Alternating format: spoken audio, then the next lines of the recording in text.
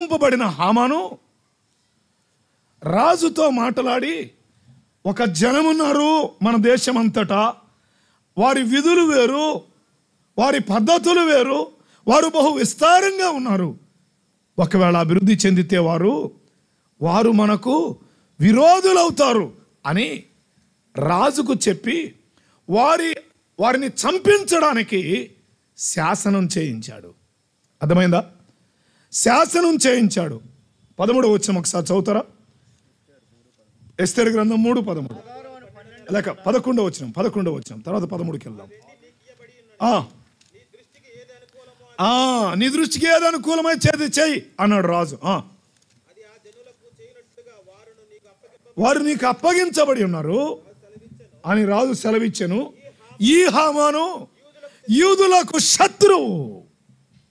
శత్రువైన హామాను రాజు చేత శాసనం చేయడానికి ఒప్పించాడు. సో శాసనాలు దేవుని ప్రజల అభివృద్ధిని ఏం చేస్తాయి? ఆటంకపరుస్తాయి. ఇది ఎస్తేరు గ్రంథములో.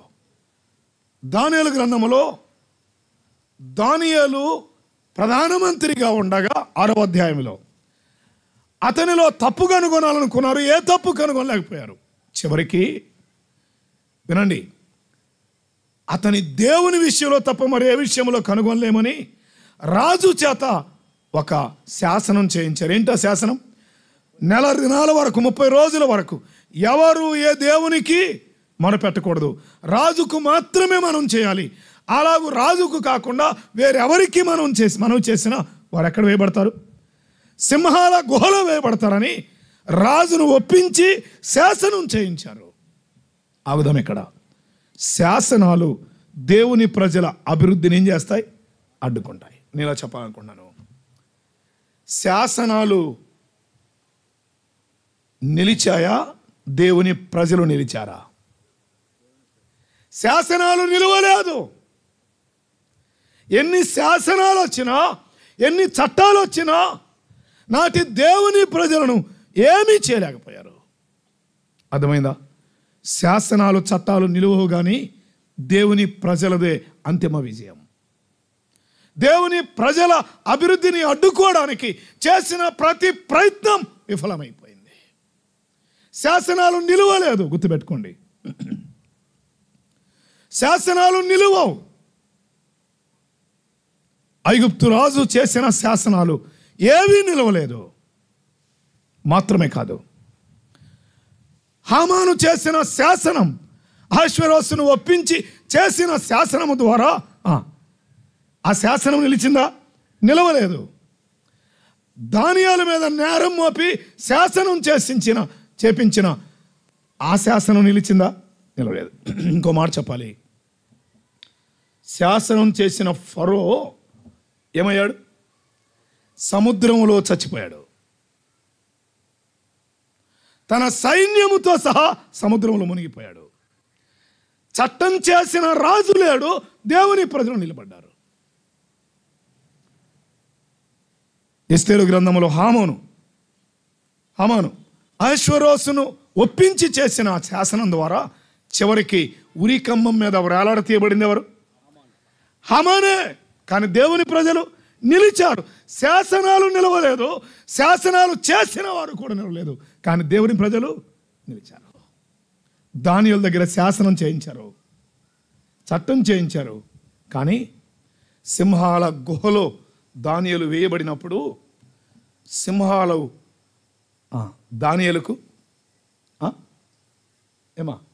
ఏ హాని చేయలేదు కదా, ఏ హాని చేయలేదు.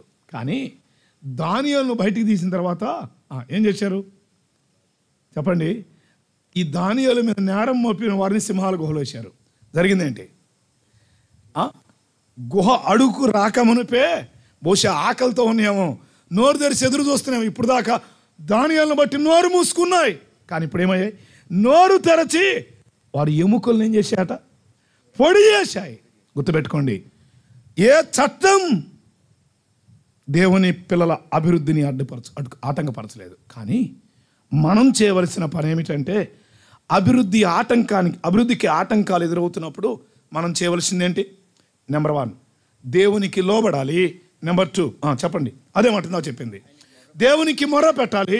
నెంబర్ 3, దేవుని నుండి శక్తి పొందాలి. దేవుని నుండి శక్తి పొందాలి. అలాగూ చేయడానికి ప్రభువు మనకు సహాయం చేయగాక. శాసనాలు నిలవవు, గుర్తుపెట్టుకోండి. ఫరో వంటి సాతాను దాడి, శ్రమల సుడిగుండాలు, శాసనాల తీవ్రత మన మీద పరిస్థితుల మీద ప్రభావం చూపినా చివరికి అంతిమ విజయం దేవుని ప్రజలది మాత్రమే, దేవుని ప్రజలది మాత్రమే అని గుర్తుపెట్టుకుందాం. వారు ఎంతగా శ్రమ పెట్టారో ఇశ్రాయేలు ఏమయ్యారు? అంతగా విస్తరించారు, అభివృద్ధి పొందారు అని మనం గమనిస్తాం. ఆగుదాం. ఆదిమ సంఘ కాలంలో కూడా శ్రమలు ఉన్నాయా లేదా? శ్రమలలో గుండా సంఘం ఏమైంది? అభివృద్ధి పొందింది, విస్తరించింది. ఆదిమ సంఘము యెరూషలేములో ప్రారంభించబడినప్పుడు ఎన్నో శ్రమలలో గుండా వెళ్ళింది. శ్రమలలో గుండా వెళ్ళిన సంఘం ఆపివేయాలని నాటి యూదులు, ఆ యూద మతస్థులు తీవ్రంగా దాడి చేశారు. కానీ వినండి, సంఘము విస్తరించింది, సంఘాలు విస్తరించాయి. యెరూషలేములో ప్రారంభించబడిన సంఘ పరిచర్య తర్వాత ఏమైంది? యెరూషలేములో, యూదయలో, సమరయలో చెప్తారా, బూదిగంతముల వరకు సంఘాలు విస్తరించాయి. దేవుని ప్రజల అభివృద్ధిని అడ్డుకోవడానికి ప్రయత్నాలు తప్పకుండా జరుగుతాయి. కానీ దేవుని ప్రజలు విస్తరిస్తారు, అభివృద్ధి పొందుతారు. మనం చేయవలసిన పని, మనం నేర్చుకోవాల్సింది ఏంటంటే, మరలా మాట చెప్తున్నాను, అపవాదిని ఎదిరించడానికి దేవునికి లోబడాలి. వేరే ఏ ప్రయత్నం మనకు అక్కర్లేదు. దేవునికి లోబడదాం, దేవునికి లోబడదాం. రకరకాల ప్రయత్నాలు లోకంలో జరుగుతూ ఉంటాయి, కానీ దేవునికి లోబడదాం. రెండవది, దేవునికి మొర పెడదాం. నేను అంటాను, మనం చేసే ప్రయత్నాల కంటే చెప్తారా, ప్రార్థన చేసే కార్యాలు అద్భుతంగా ఉంటాయి. తెలుసా? ప్రార్థన ద్వారా పొందే విజయాలు వేరుగా ఉంటాయి. సో ప్రార్థన చేద్దాం, దేవునికి మొర పెడదాం. మూడవది, దేవుని నుండి మనం శక్తిని పొందుదాం. పరిస్థితులు ఏమైనా ప్రభువు మనం నిలబెట్టగలడు. అలాగూ మన అభివృద్ధికి ఆటంకాలు అవుతున్నప్పుడు ఈ విషయాలు మనం తప్పకుండా జరిగించడానికి ప్రయత్నం చేద్దాం. రండి, సువార్త పక్షంగా కొన్ని మాటలు జ్ఞాపకం చేస్తాను. వారిని శ్రమ పెడుతున్న క్రమంలో 14వ వచనం మరలా జ్ఞాపకం చేస్తున్నాను. వారు ఇశ్రాయేలు చేత చేయించుకున్న ప్రతి పనియు కఠినముగా ఉండెను. వారు జిగటమంటి పనిలోను, ఇటుకల పనిలోను, పొలములో చేయు ప్రతి పనిలోను కఠిన సేవ చేయించి, రాత్రి ఆ మాట గమనిద్దాం, ప్రాణాలు విసిగించారు అన్నాడు. ప్రాణాలు విసిగించబడడం మనుషుల జీవితాల్లో సహజంగానే చూస్తామా లేదా? భార్య భర్త ప్రాణాన్ని విసిగించింది కొన్నిసార్లు. విసిగించబా కూరుకో అంటాడా లేదా? కొన్నిసార్లు భార్య ప్రాణాన్ని భర్త విసిగిస్తాడు. తల్లిదండ్రుల ప్రాణాలను పిల్లలు విసిగిస్తారు. పిల్లల ప్రాణాలను తల్లిదండ్రులు విసిగిస్తారు కదా. విసిగించబడడం మానవ జీవితంలో పరిపాటి. విసుగుదల దగ్గర న్యాయాధిపతుల గ్రంథం 16వ అధ్యాయం, న్యాయాధిపతుల గ్రంథం 16వ అధ్యాయం 16వ వచనం చదువుతారా? 16 అనుదినము మాటల చేత అతనిని బాధించి, వింటున్నారా, బాధించి తొందర పెట్టుచున్నందున. అట్లయితే బాధించబడినప్పుడు ప్రాణాలు విసిగించబడతాయి. తొందర పెట్టబడుతున్నప్పుడు ప్రాణాలు ఏం చేయబడతాయి? విసిగించబడతాయి. ఆ విసిగించబడిన వ్యక్తి, ఒక వ్యక్తి లేఖనాల్లో కనబడుతున్నాడు. విసిగి, ప్రాణము విసిగి. ఈ రాత్రి మాటే గుర్తు చేయడానికి ఇష్టపడుతున్నాను. ప్రాణము విసిగి చావగోరెను అన్నాడు. అమ్మాయ్యా, ఈ రాత్రి వేళ ఏ కారణం చేతో ప్రాణం విసిగి చావగోరుతున్నావా? ఆర్థిక బాధల చేత ప్రాణం విసిగి చావగోరుతున్నావా? భర్త మాట వినక ప్రాణం విసిగి చావగోరుతున్నావా? భార్య లోబడక ప్రాణం విసిగి చావగోరుతున్నావా? పిల్లలు లోబడక ప్రాణం విసిగి చావగోరుతున్నావా? ఏ పరిస్థితులను బట్టో బయటికి కనబడరు, కానీ కుటుంబాలలో ప్రాణం విసిగి వేసారి చస్తే పోయింది అనుకునే వ్యక్తులు లేరా? బయటికి కనబడవు కొన్ని. అనేక కుటుంబాలలో ఈ వాస్తవాలు ప్రాణము విసిగి చావగోరే పరిస్థితులు ఎదురవుతాయి. ఈ రాత్రి నేను ఒక శుభవర్తమానం చెప్తున్నాను. ప్రాణం విసిగి చావాలనుకుంటున్నావా? వద్దు వద్దు వద్దు వద్దు. ప్రాణం విసిగి చావగోరొద్దు. ప్రాణం విసిగిన వారు 2 కార్యాలు చేస్తారు. ఒకటి, ఎదుటి వారినైనా చంపుతారు. ప్రాణం విసిగిన వారు తమకు తాము ఆత్మహత్య అయినా చేసుకుంటారు. హత్య అయినా జరిగింది. కొన్నిసార్లు ప్రాణం విసిగి భార్య బిడ్డలందరినీ చంపిన వారు లేరా?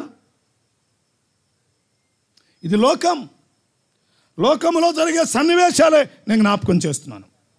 ప్రాణము విసిగినప్పుడు తప్పకుండా కుటుంబాలలో అనేక రకాలుగా ఎదుటి వారిని చంపడం, తమకు తాము ఆత్మహత్య చేసుకోవడం. ఈ రాత్రి ప్రాణం విసిగిందా? బాధ చేత ప్రాణం విసిగిందా? పరిస్థితుల చేత ప్రాణం విసిగిందా? పిల్లల చేత ప్రాణం విసిగిపోయిందా? చావు కోరుకోవద్దు, చావగోరవద్దు, వద్దు వద్దు. హత్య వద్దు, ఆత్మహత్య వద్దు. ఈ రాత్రి ఒక శుభవార్త. ఏంటా శుభవార్త? చదువుదాం రండి.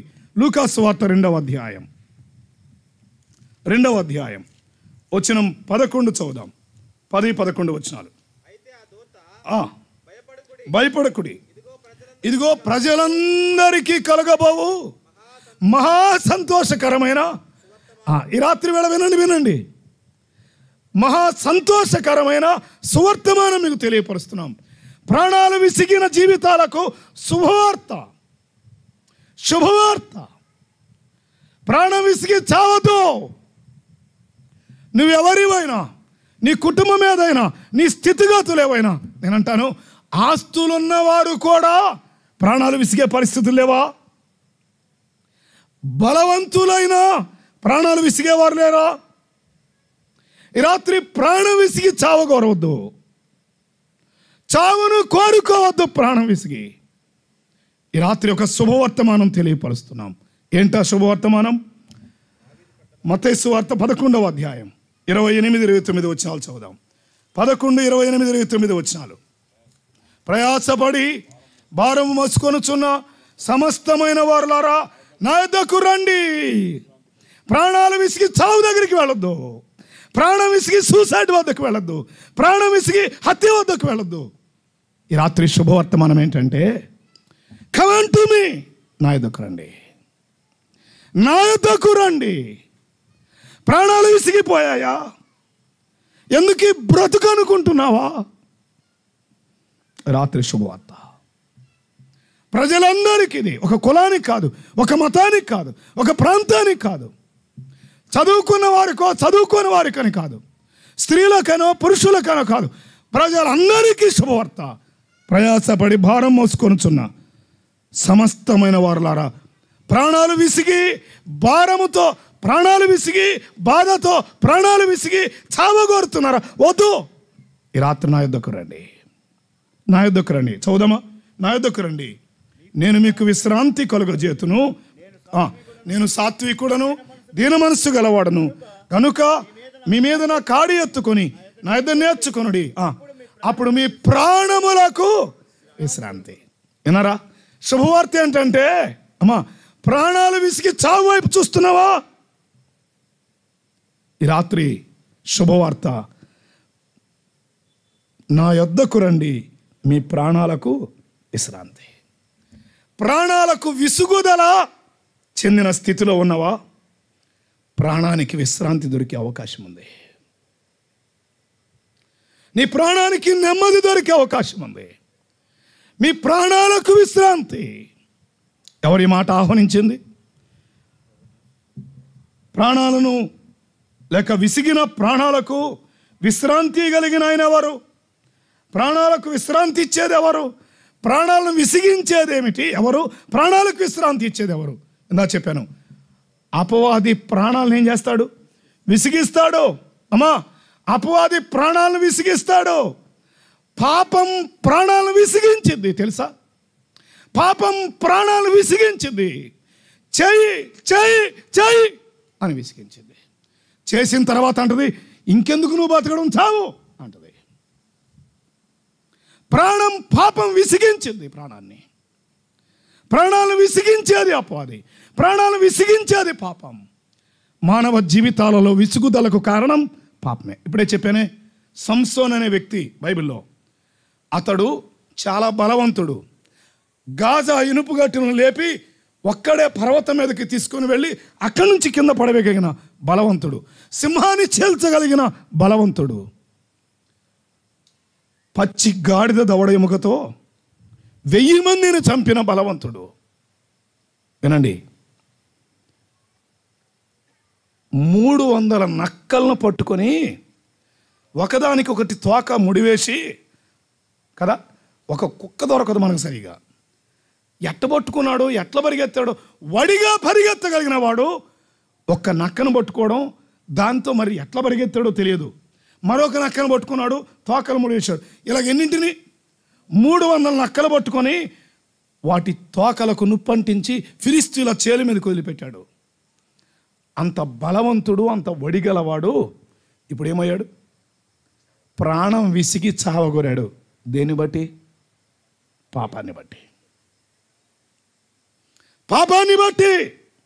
యవనస్తులారా, పాపం చెయ్యకముందు చెయ్యి చెయ్యి చెయ్యి అంటది.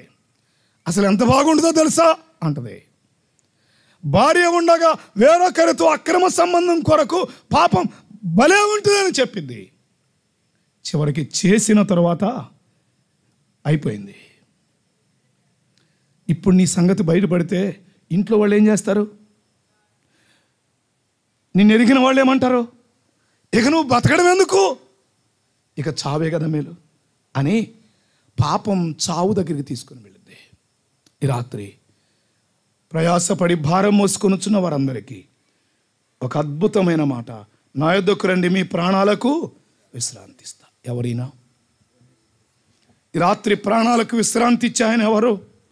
ఒక 3 విషయాలు పరిచయం చేస్తా. ప్రాణాలకు విశ్రాంతి ఇవ్వగలిగిన ఆయన ఎవరో త్వరగా జ్ఞాపకం చేస్తాను. రండి, మర్చిపోకండి. అపవాది ప్రాణాలకు విసుగుదల కలిగిస్తాడు. పాపం ప్రాణాలకు విసుగుదల కలిగిస్తాడు. అపవాది కొంతమంది జీవితాల ద్వారా విసుగుదల కలిగిస్తాడు. పాపం కొన్ని పరిస్థితుల ద్వారా మన ప్రాణాలకు విసుగుదల కలిగించింది. ఈ రాత్రి నా యొద్దకు రండి, మీ ప్రాణాలకు విసుగుదల లేకుండా విశ్రాంతిని ఇస్తానంటున్నాడు. ఎవరైనా చదువుదామా? లేఖనాల వెలుగులో ఒక 3 మాటలు పరిచయం చేద్దాం. అపోస్తుల కార్యముల గ్రంథం 17వ అధ్యాయం 25వ వచనం. 17:25. ఆయన అందరికీ జీవమును, ఊపిరంటే ప్రాణమేగా. మా ప్రాంతంలో ఒక మాట ఉంటుంది, ఊపిరంటూ ఉంటే ఉప్పు అమ్ముకొని బతకొచ్చు అంటారు మా ప్రాంతంలో. ఏం చేతకాకపోయినా పర్లేదు, కానీ ఊపిరంటూ ఉంటే అంటే దాని అర్థం ఏంటి? ప్రాణం ఉంటే ఉప్పు అయినా అమ్ముకొని బతకొచ్చు అంటారు. సో అందరికీ జీవమును, ఊపిరిని, సమస్తమును దయచేయవాడు. అలాగైతే ఇలా చెప్తాను, ఇంకెక్కువ వివరించలేను సమయాన్ని బట్టి. మీ ప్రాణాలకు విశ్రాంతి ఇస్తాను, నా యొద్దకు రండి అని పిలుస్తుంది ఎవరు అంటే ప్రాణమిచ్చిన దేవుడు, ఊపిరిచ్చిన వాడు ఆయన. బాబు, అమ్మయ్యా, ఈరోజు నువ్వు బ్రతికి ఉండడానికి అవసరమైన ఊపిరి నీలో ఉందే. ప్రాణం ఉంటే ఏమంటారు? మనిషి అంటారు. ప్రాణం పోతే ఏమంటారు? శవం అంటారు. ప్రాణం ఉన్నంతసేపే మనిషివి, ప్రాణం పోతే శవానివి. ఈ రాత్రి నువ్వు మనిషిగా బ్రతకడానికి ఊపిరినిచ్చిన ఆ దేవుడు విసిగిపోతున్న నీ ప్రాణానికి విశ్రాంతి ఇవ్వడానికి ఆహ్వానిస్తున్నాడు. నీకు ప్రాణం ఇచ్చిన దేవుడు, నీకు ఊపిరిచ్చిన దేవుడు ఆయన. రెండవది, కీర్తనల గ్రంథం 121వ కీర్తన 7వ శరణం. 121:7. 121. ఏ అపాయమును రాకుండా యెహోవా నిన్ను కాపాడును. చాలే. అలాగైతే ఇప్పుడు ఎవరైనా పిలుస్తుంది, నా యొద్దకు రండి, నీ ప్రాణాలకు విశ్రాంతి ఇస్తా. అని చెప్తున్న వ్యక్తి ఎవరు అంటే, ఆయన ఎవరు అంటే, ఒకటి ప్రాణం ఇచ్చిన దేవుడు, రెండవది ఏం జ్ఞాపకం చేస్తున్నాను బాబామ్మయ్య ఇలా వినండి, ప్రాణం ఇచ్చిన దేవుడు మొదటిదైతే, రెండవది ప్రాణాలను కాపాడే దేవుడు. కొన్నిసార్లు మనం ఇలా అంటాం, ఏదైనా ప్రమాదం ఎదురైతే అమ్మయ్య దేవుడు కాపాడాడని అంటాం కదా, భగవంతుడు కాపాడండి అంటామే. సో దేవుడు కాపాడేవాడు, ప్రాణాలను కాపాడేవాడు దేవుడు. బాబు పాప అమ్మయ్య పెద్దల రచనలారా, మా తోటి దేశీయ తల్లిదండ్రులారా, నీకు ప్రాణం ఇచ్చింది దేవుడు. విసిగిపోతున్న నీ ప్రాణం దగ్గర విశ్రాంతి ఇవ్వడానికి పిలుస్తున్నాడు. నీ ప్రాణాన్ని కాపాడుతున్నవాడు దేవుడు. నీ ప్రాణాన్ని విసిగిపోకుండా విశ్రాంతి ఇవ్వడానికి ఆయన ఆహ్వానిస్తున్నాడు. ప్రాణాన్ని కాపాడేవాడు ఆయన, కాపాడేవాడు. మూడో మాట చదువుదాం, మూడవది త్వరగా వెళ్ళిపోతున్నాను నేను. లూకాసు వార్త 12వ అధ్యాయం 20 వచ్చిన చదువుదాం. చూడండి 12:20. లూకాసు వార్త 12:20. అయితే దేవుడు ఓరి వెర్రివాడా ఈ రాత్రి నీ ప్రాణమును అడుగుచున్నాను అన్నాడు. అలాగైతే అడుగుతుంది ఎవరు? దేవుడు. ఏం అడుగుతున్నాడు? నీ ఆస్తులు కాదు, అర్థమైందా? ప్రాణం అడుగుతున్న దేవుడు. అలాగైతే ప్రాణానికి విశ్రాంతి ఇస్తాను. మీ ప్రాణాలు విసిగిపోయాయా? విశ్రాంతి ఇస్తాను. మీ కుటుంబానికి నెమ్మదిస్తాను, మీ జీవితాలకు నెమ్మదిస్తాను, మీ ప్రాణాలకు విశ్రాంతి, ప్రశాంతత ఇస్తా అని అంటున్న దేవుడు. అంటున్నది ఎవరు అంటే, నా యొద్దకు రండి అంటున్నాడే ఆయన ఎవరు అంటే, 3 మాటలు చెప్పాను. 1 ప్రాణమిచ్చిన దేవుడు, 2 ప్రాణమును కాపాడుతున్న దేవుడు, 3 ప్రాణమును అడిగే దేవుడు. ప్రాణమును అడిగే దేవుడు. గుర్తుపెట్టుకోండి ఈ మాట. ఆ వ్యక్తి చాలా ధనవంతుడు. ఆ సంవత్సరం పంట వేశాడు, విస్తారమైన ఆస్తి వచ్చింది. పండుకున్నాడు. తన ప్రాణంతో చెప్పుకుంటున్నాడు. ఏమని? ప్రాణమా, అనేక సంవత్సరములకు విస్తారమైన ఆస్తిని నీ కొరకు సమకూర్చాను, సుఖించు, తిను, త్రాగు, సంతోషించు అని ఎవరితో చెప్తున్నాడు? అబ్బా, ప్రాణంతో తిను, త్రాగు, సుఖించు అని చెప్పడానికి ప్రాణం ఏమన్నా నీ సొత్తు అనుకున్నావా? మా ఊరిలో ఒక పెద్ద ఆయన ఉన్నాడు. ప్రాణం ఉంది కానీ సరైన అన్నీ తినడానికి అవకాశం లేదు. అర్థమైందా? ప్రాణమా తిను అని నువ్వు చెప్తే తినడానికి అనుమతి ఉందా? దేవుని సెలవు లేకుండా భోజనం చేసి పండుకోవడం ఎవరికి సాధ్యం? ఆ రాత్రి అతడన్నాడు, ప్రాణమా తిను, త్రాగు. ఈనాటి మానవుల ఆలోచనదే, ఎంజాయ్. ప్రాణమా ఎంజాయ్, భూమి మీద ఉన్నంతకాలం ఎంజాయ్ చేయి అంటున్నారు యవనస్తులు. ఒక ఆయన అన్నాడు, ఎంజాయ్ విత్ గంజాయ్ అన్నాడు. గంజాయితో ఎంజాయ్ చేసేవాడు కొంతమంది, అమ్మాయిలతో ఎంజాయ్ చేసేవాడు కొంతమంది, అబ్బాయిలతో ఎంజాయ్ చేసేవాడు కొంతమంది, రకరకాల త్రాగుడుతో ఎంజాయ్ చేసేవాడు కొంతమంది. గుర్తుపెట్టుకో, ఈ ప్రాణం తిని త్రాగడానికి నీ సొత్తు కాదు. అంత సంపాదించుకున్న వానితో ఇంకా విస్తారమైన కొట్లు కట్టి వాటిని విస్తరింప చేయాలనుకున్న వానితో దేవుడు అన్నాడు, ఒరేయ్ హెర్రుడా, వెర్రివాడా, ఆస్తి సమకూర్చుకున్న వాడిని దేవుడేమన్నాడు? ఎందుకన్నాడు ఎర్రోడని? అమ్మా బాబు వింటున్నారా? ఎందుకన్నాడు ఎర్రోడని? ప్రాణంతో తిను త్రాగని చెప్పుకున్నాడు, అందుకన్నాడు ఎర్రోడు. సంపాదించుకున్నది కాదు. అర్థమైందా? ప్రాణంతో తిను, త్రాగు, సుఖించు. నీకోసం విస్తారమైన ఆస్తి అనేక సంవత్సరాలకు సమకూర్చాను, తిను, త్రాగు అని ప్రాణంతో చెప్పుకుంటుంటే, ప్రాణమిచ్చిన దేవుడు, ఇప్పుడు దాకా అతని ప్రాణాన్ని కాపాడిన దేవుడు ఇప్పుడు ఒక ప్రశ్న వేశాడు. ఎర్రోడా, ఈ రాత్రి నీ ప్రాణాన్ని అడుగుతున్నాను, నువ్వు సంపాదించినవన్నీ ఎవరవుతాయి అంటే ఏమడిగాడు ఆయన? ప్రాణాన్ని అడిగాడు. సో ఈ రాత్రి ప్రాణాన్ని విసిగి వేసారిపోతున్న జీవితాల దగ్గర ప్రాణాలకు విశ్రాంతి ఇవ్వడానికి ఒక ఆయన ఆహ్వానిస్తున్నాడు. ఆయన ఎవరు అంటే, ప్రాణమిచ్చిన దేవుడు, ప్రాణాన్ని కాపాడుతున్న దేవుడు. మూడవది, ప్రాణం అడిగే హక్కున్న దేవుడు. ఎందుకని? ప్రాణం అడగడానికి ఎవరైనా ఇచ్చినవాడు ఆయన కాబట్టి అడగడానికి కూడా ఏముంది? హక్కు ఉంది. మాత్రమే కాకుండా దానియేలు గ్రంథం 5వ అధ్యాయం చదువుదాం. దానియేలు గ్రంథం 5వ అధ్యాయం వచనం 23 ఆఖరిలో చదువుదాం. చూడండి, ఆఖరిలో నీ మనస్సును నీవు అణుచుకొనక అన్నాడు.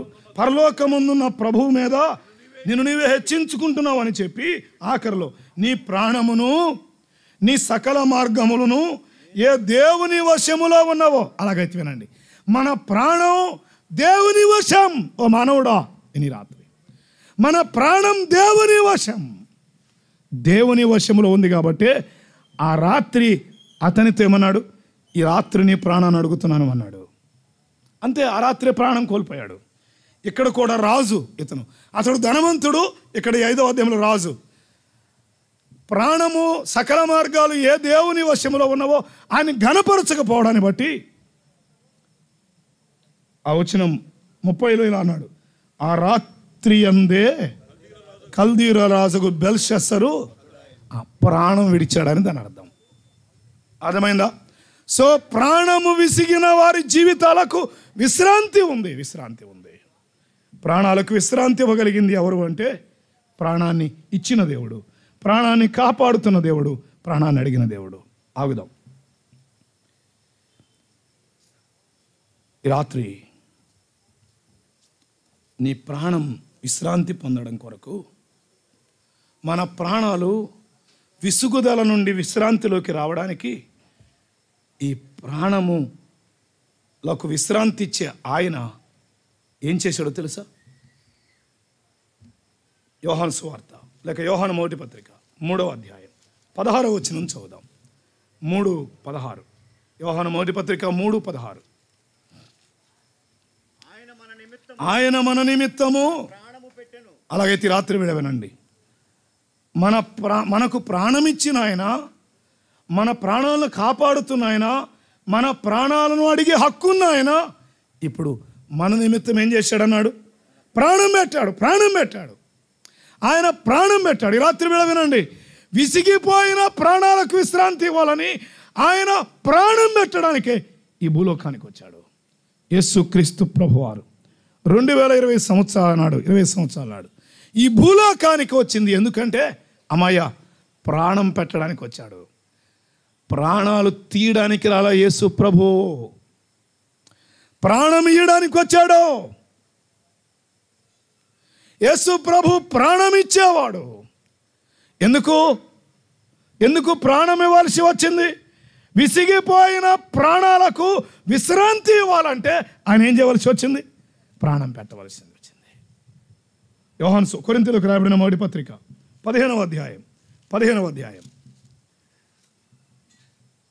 3వ వచనం చదువుదాం. 15:3 నాకివ్వబడిన ఉపదేశం మొదట మీకు అప్పగించుకుని, అదేమనగా లేఖనముల ప్రకారము క్రీస్తు మన పాపముల నిమిత్తము. అలాగైతే ఎందుకు ప్రాణం పెట్టాడు ఆయన? మన పాపముల నిమిత్తం మృతి పొందాడు. పాపాల కోసం ప్రాణం పెట్టాడు.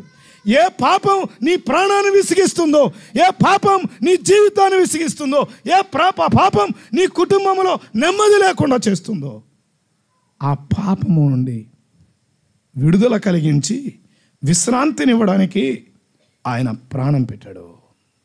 మన పాపముల నిమిత్తం ప్రాణం పెట్టాడు.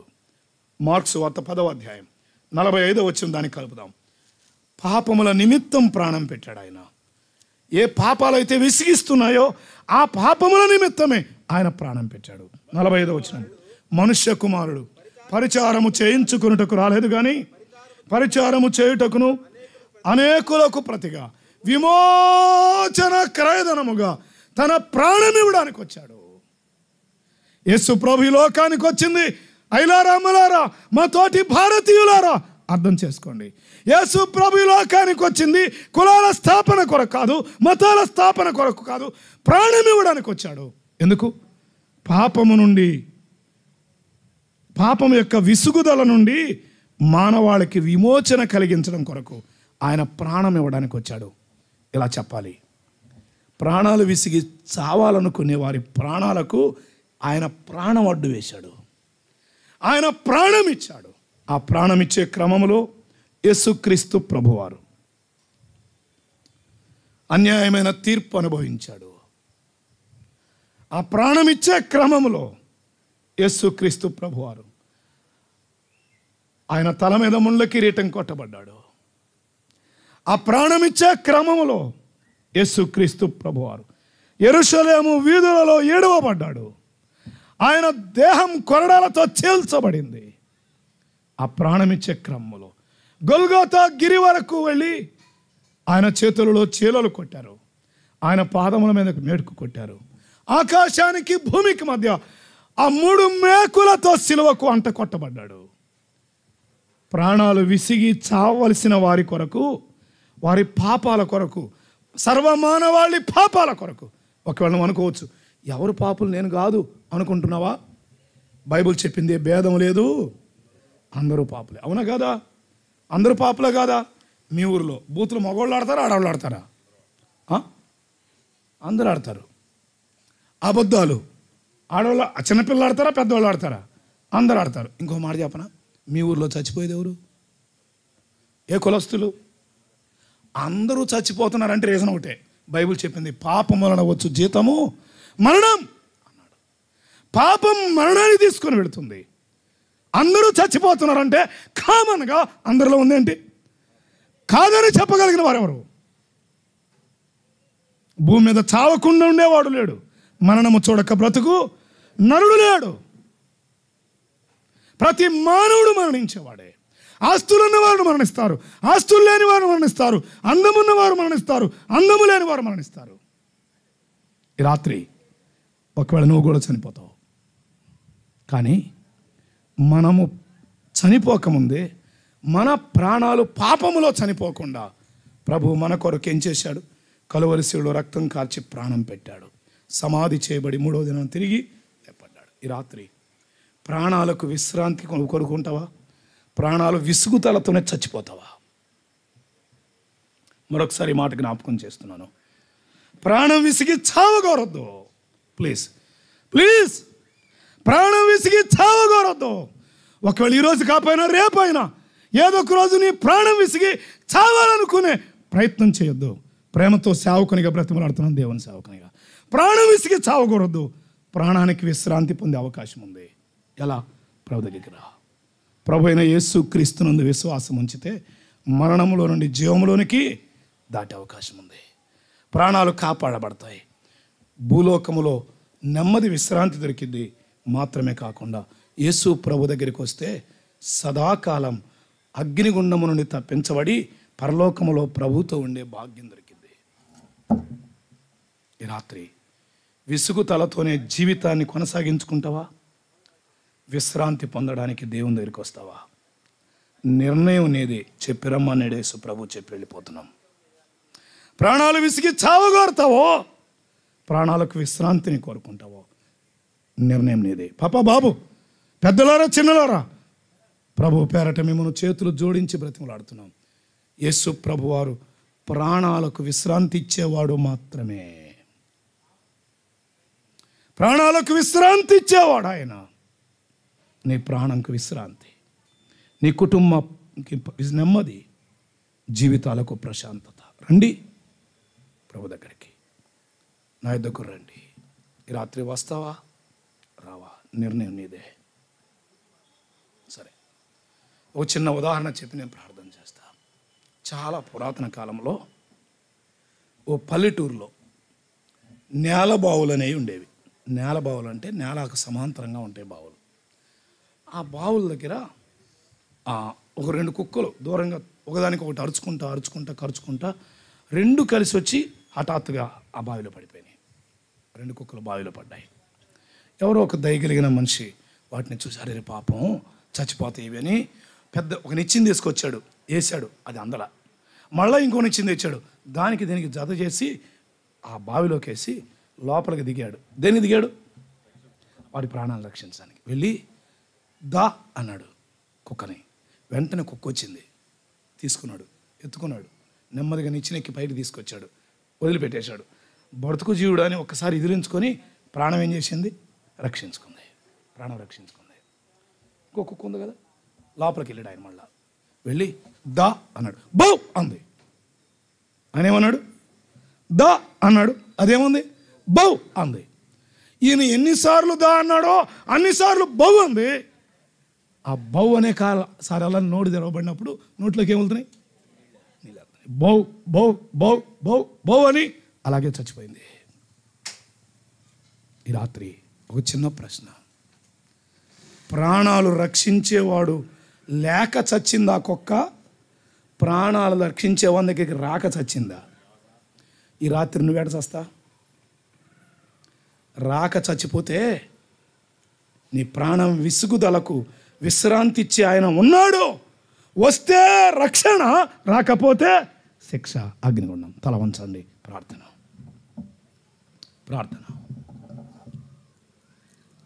ఈ బాబు, తల్లి, అమ్మాయ, దగ్గరగా ఉన్నా దూరంగా ఉన్నా, ఈ రాత్రి మాటలు వింటున్న వారు ఒకసారి ఆలోచించేయండి. ప్రాణాలకు విసుగుదల లేని వ్యక్తులు ఎవరు? ప్రపంచం మానవాళి ప్రాణాలు విసుగుదలకు గురై చావాలని కోరుకోవడం, చంపాలని కోరుకోవడం, ఇది జీవిత ధ్యేయం కదూ. అలాగైతే రాత్రి ఒక శుభవార్త, ప్రాణం విసిగి చావద్దు, ప్రాణాలకు విశ్రాంతి ఉంది. ఆ విశ్రాంతి ఇచ్చాయన, నీకు ప్రాణం ఇచ్చిన ఆయన, నీ ప్రాణాన్ని కాపాడుతున్నా ఆయన. మాటనకపోతే ప్రాణం కూడా తీసాయన ఆయనే. ఈ రాత్రి నీ ప్రాణాల విశ్రాంతి కొరకు ఆయన తన ప్రాణమే ఇవ్వడానికి లోకానికి వచ్చాడు. ఈ రాత్రి ఆయన దగ్గరికి వస్తావా? చెప్పానే, రక్షించేవాడు లేక చావల కుక్క రక్షకుని దగ్గరకు రాక చచ్చింది. నీ ప్రాణం విసిగి చావగోరద్దు, ఈ రాత్రి నా యొద్దకు రండి అని ఆయన పిలుస్తున్నాడు.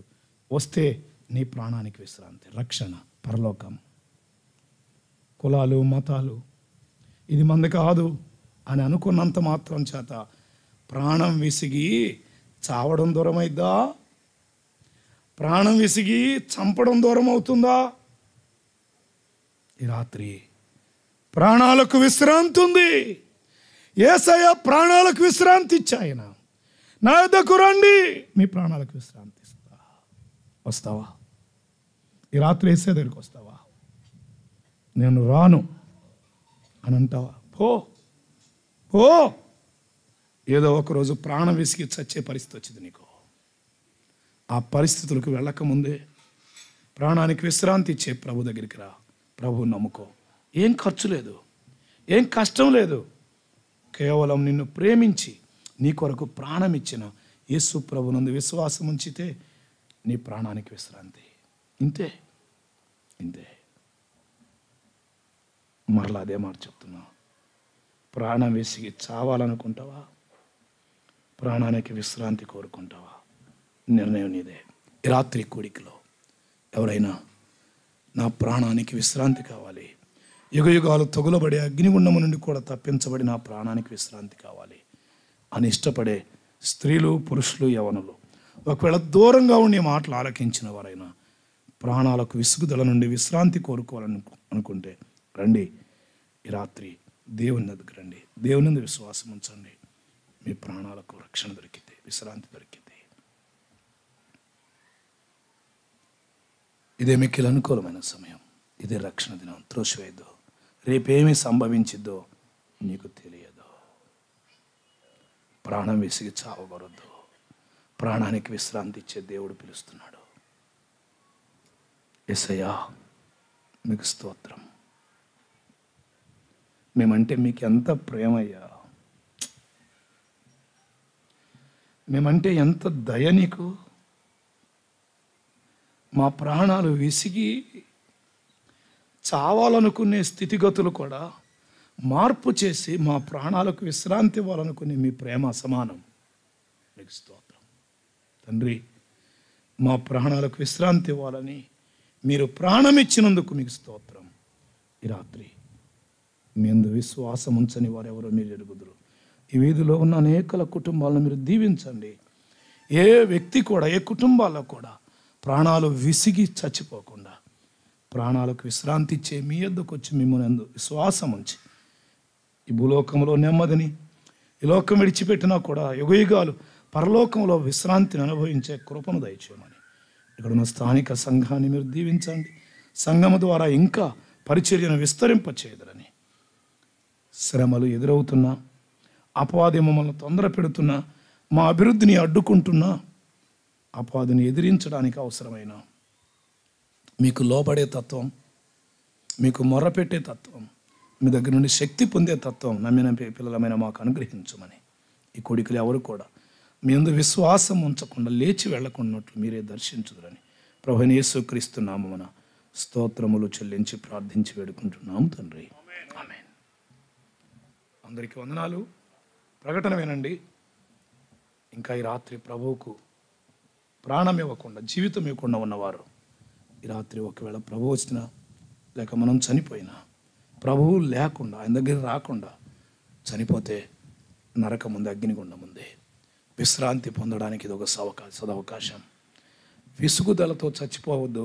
అక్కడ దాకా వెళ్ళకముందు కొన్నిసార్లు ఆ సమయం రాకముందే ప్రభు ఇచ్చే మంచి అనుకూలమైన సమయంలో రక్షణ పొంది పరలోకానికి వారసులు అవ్వాలని ప్రేమతో మనవి చేస్తూ వందనపూర్వకంగా తెలియపరుస్తున్నాను.